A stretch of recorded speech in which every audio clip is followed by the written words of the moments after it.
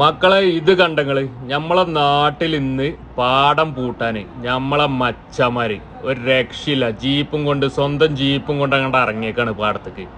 നമ്മളെ പ്രളയത്തിലൊക്കെ നമ്മളെ കൂടെ കട്ടക്ക് നിന്ന് നമ്മളെ കുട്ടികള് വണ്ടി ഭ്രാതന്മാര് ഒന്നും പറയല മച്ചന്മാരെ, ഒന്നും പറയല.